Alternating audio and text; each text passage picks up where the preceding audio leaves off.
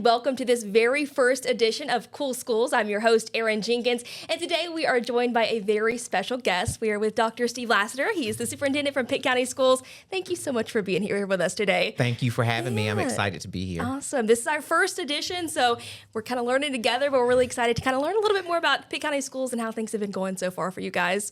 So we are kind of a few months into the school year now. Just talk to me how things have been going for you guys. Well, it's been a great year. We still have a lot of momentum and excitement around our school system, and we're doing some wonderful things. We're excited about soon our first international baccalaureate school will begin, and then some planning for our third dual immersion school in the district. So we have a lot of excitement around our school system and the wonderful things that are ahead. Awesome.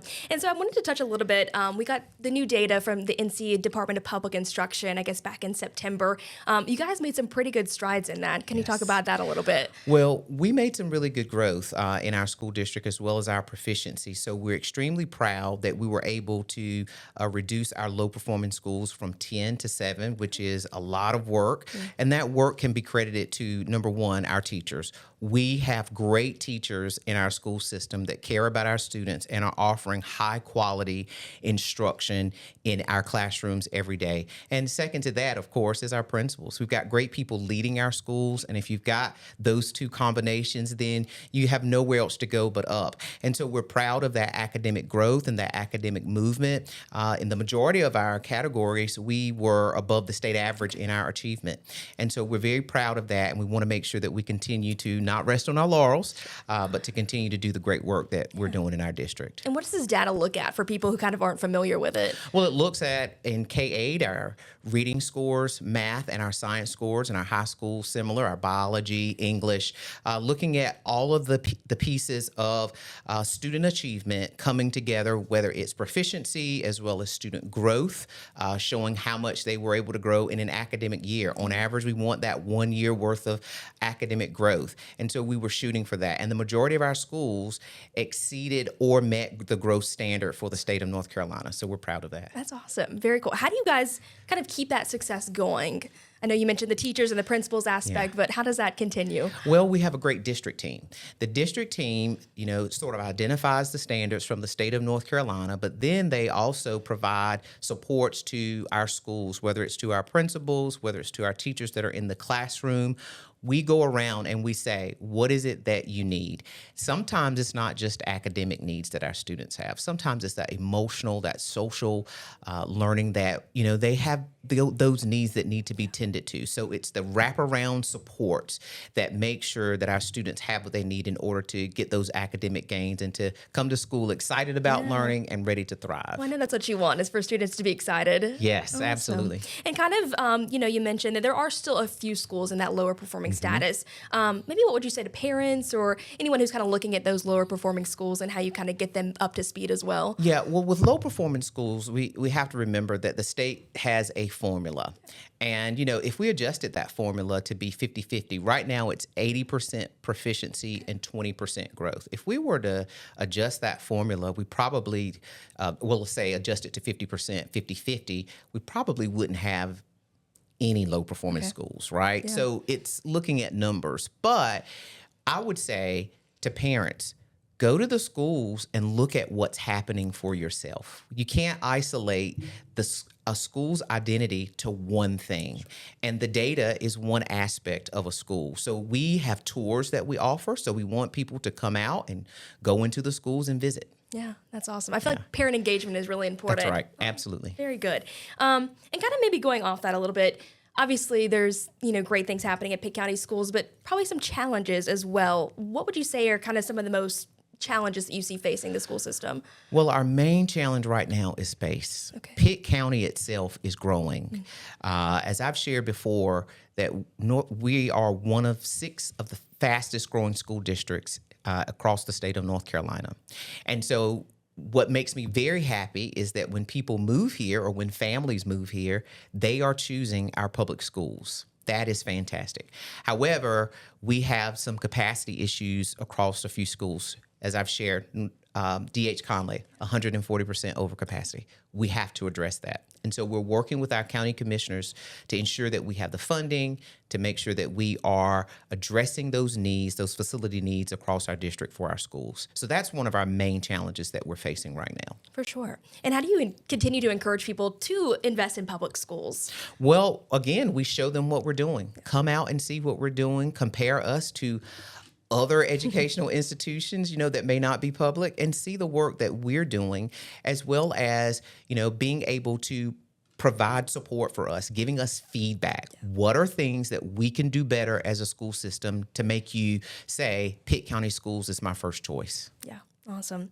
And kind of going off the challenges just a little bit, obviously a lot of decisions are being made that are kind of outside of our control sometimes, whether it be, at the federal level with the Department of Education or, an ongoing government shutdown. Any of these things that you see are kind of impacting your district locally? Well, first, it's on our minds, It's something that we're thinking about, and it's something that we're certainly having to have conversations in preparation. Right now, the federal government is saying there could potentially be a 20% cut to federal funds. For us, that's a huge amount for our schools and for the things that happen. What do we pay for from the federal funds? Career and technical education, additional teachers to the classroom, instructional coaches. So if funds are reduced by that amount, that's going to be an impact into what we do as a system to support our students as well as our families. So our minds are always there and wanting to make sure that when we do speak to our legislators, whether they're at the local, state, or federal level, that we talk about the impact of cuts to public education. For sure. And I guess you kind of talk locally with commissioners about funding and stuff like that as well. Yes, we actually just had a meeting with our county commissioners and our school board, a joint meeting, the first one in a very long time, and talked about those needs that we have and how the county commissioners can continue to support us as a school district, as a growing school district. And they were very receptive to that. So I look forward to continuing to work with our great county commissioners here. Awesome. And then on a state level, State Superintendent Mo Green, he visited South Central High School earlier in this semester, and he has this plan to kind of make North Carolina the best for public education. How do you view that plan, and how do you see kind of Pitt County schools fitting into that? I think it's a great plan, and in fact, we embrace this plan. We are in the process of beginning our strategic planning process from 26 to 2031, our 5-year plan, and so we're going to include components of State Superintendent Green's plan. One of the things that sticks out to me that I absolutely love about it is he talks about revering public school educators. We've got to make sure that the respect level and the love for education, public schools, that it's there, and that we're doing things to ensure that families and parents know that our teachers are phenomenal, that they are worth the energy and the love and the drive that we put into making sure that they are successful. And so I love that about his plan. There are components that we're able to opt in to show data, and that's one of the data points that I'd love to be able to be a part of and say, Pitt County Schools would love to showcase the data point on revering our public school educators, such as we love our public schools, the campaign that we recently had. We love our schools campaign. And so I'm excited about that. Yeah. And I feel like successful teachers mean successful students, probably. Successful students. Awesome. Thank you so much. We're going to take our first break. We're here with Dr. Steve Lassiter. Thank you so much. We'll be right back. Hello, everyone, and welcome back to Cool Schools. We are continuing our conversation today with Dr. Steve Lassiter about Pitt County Schools and kind of the success that you guys are having there. I kind of wanted to get into now just community engagement and kind of how you get parents and family members involved in their students' education in Pitt County. Well, we have a number of ways. One, we always say that parents are welcome to come to our schools and volunteer and support. People think sometimes that volunteering is a thing of the past, but it's something that we still want parents to do or grandparents. So if you're interested in volunteering, we encourage them to go to their schools and let them know what is it that they want to do or they're willing to do, whether it's going to the media center and filing books or working in a classroom.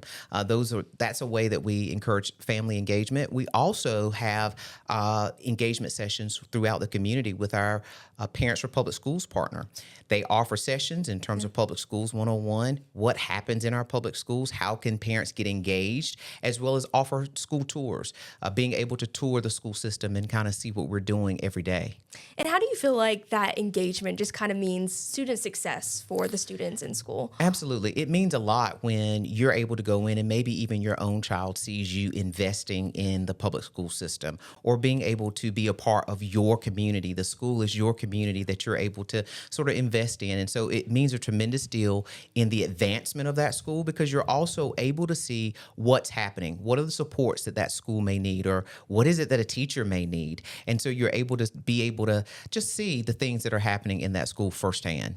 And we have the Road Ahead initiative here in Pitt County. Can you talk about that and just how that is getting people engaged? Well, our Road Ahead was the document that I created and presented to our school board to say, here's where we're going as my first year as superintendent. However, that document is still alive and doing well. We continue to use that document to guide where we're going.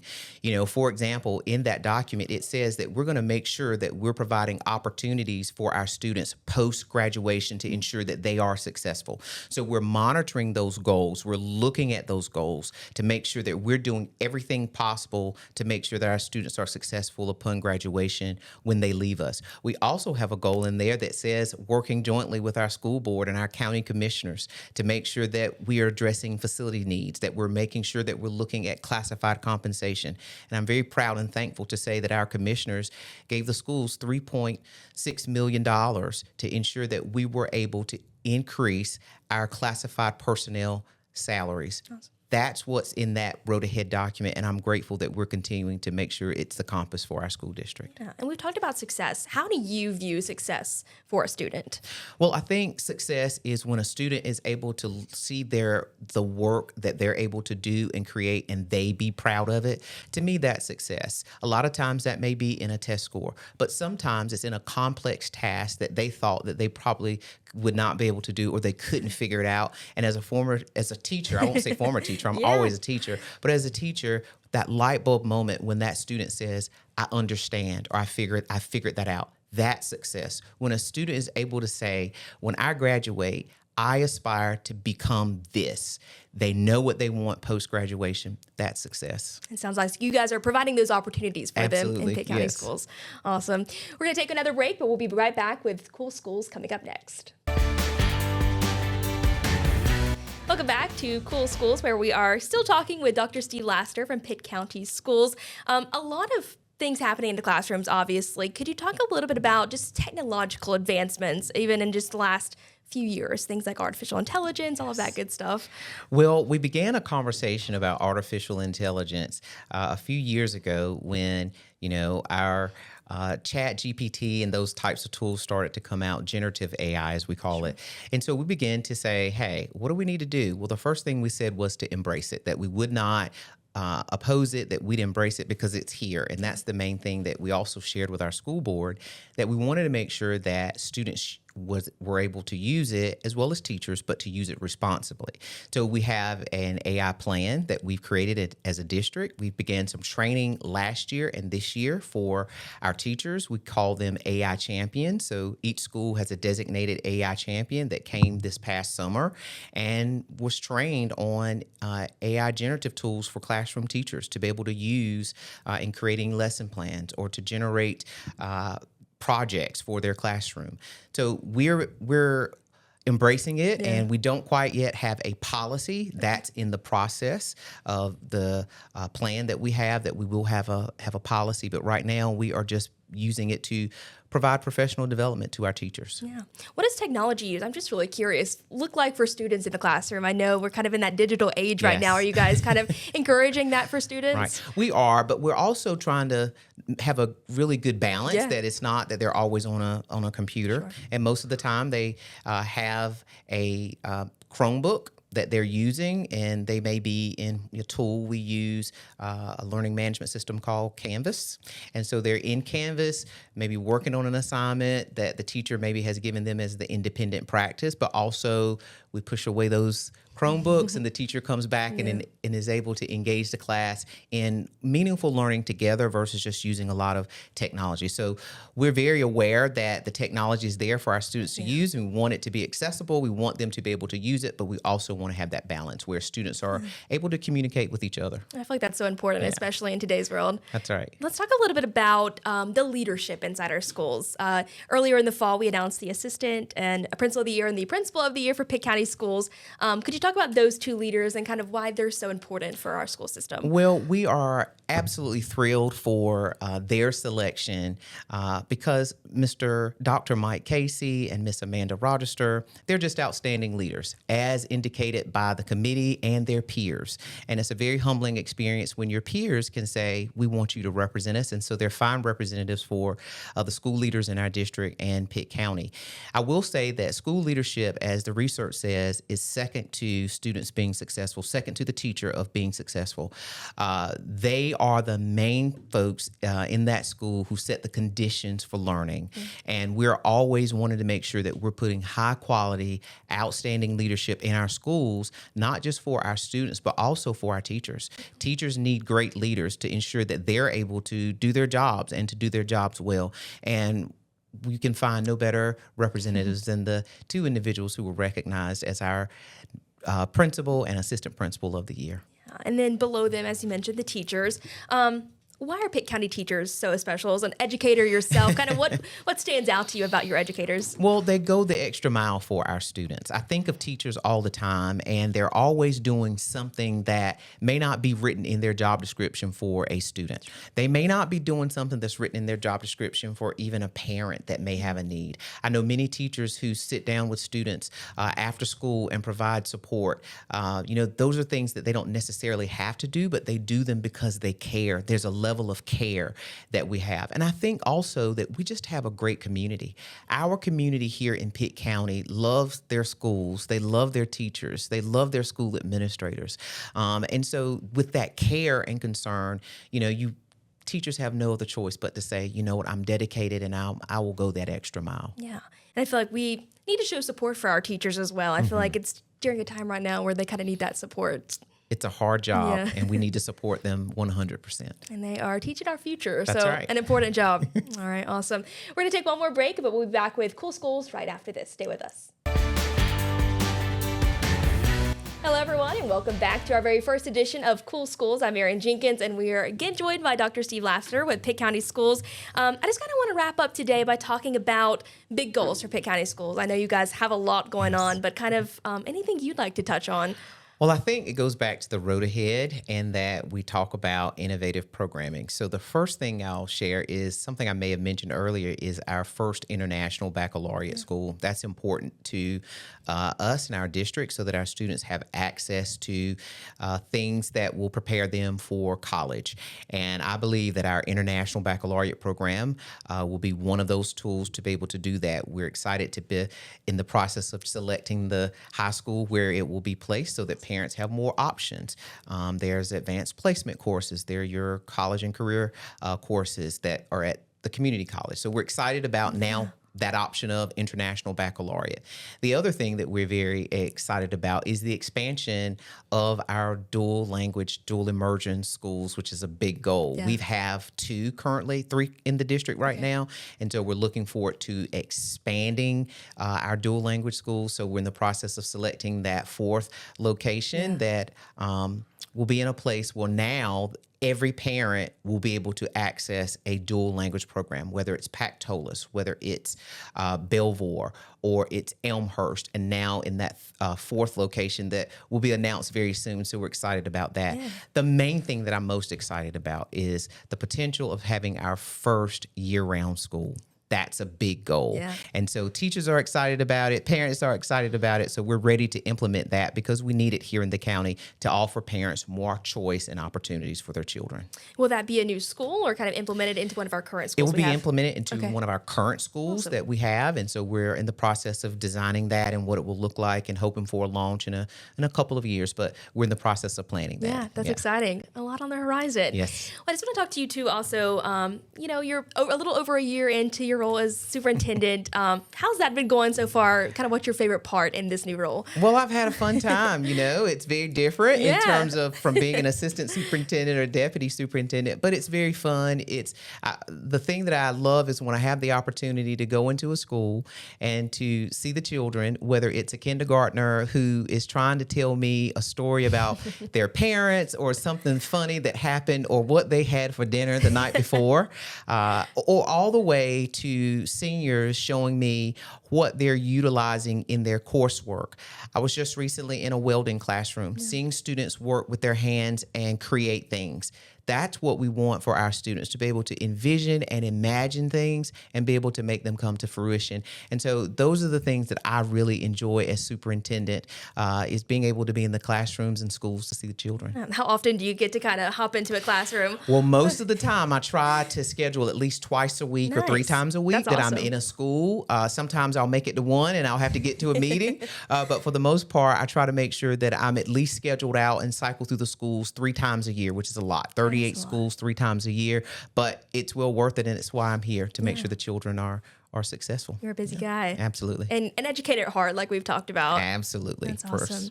Anything else as we kind of wrap up that you would want parents or community members to know about what's happening in Pitt County schools? Well, I would just say come out to our schools and be a part of our system. Be a part of our board meetings. We have our board meetings the first Monday night of each month, and that schedule can be found online. But be a part of what we're doing. We have a great school system, and when we are invested together, we can make our school system better. And I'm here for every single child, every student, and our school board members share that same sentiment. So just be a part of our school system and the great things we're doing. And any new fun initiatives that they should be on the lookout for, or anything that you would want to add about that? Well, we have parent nights that are amazing, whether they may be STEM parent nights and that sort of thing. So be on the lookout for those parent nights that we host district-wide. They're at various schools. And so come out and be a part of those hands-on STEM nights that we have. That's really the fun stuff. Okay, awesome. Good stuff. Dr. Lassiter, thank you so much for joining us today. It's been a pleasure talking with you. Absolutely. Thank you for having me, Erin. I've had a great time. Yes, thank you so much. That is going to wrap up our very first edition of Cool Schools. Again, thank you, Dr. Lassiter, for joining us. That's going to do it for today. Thanks so much for joining us.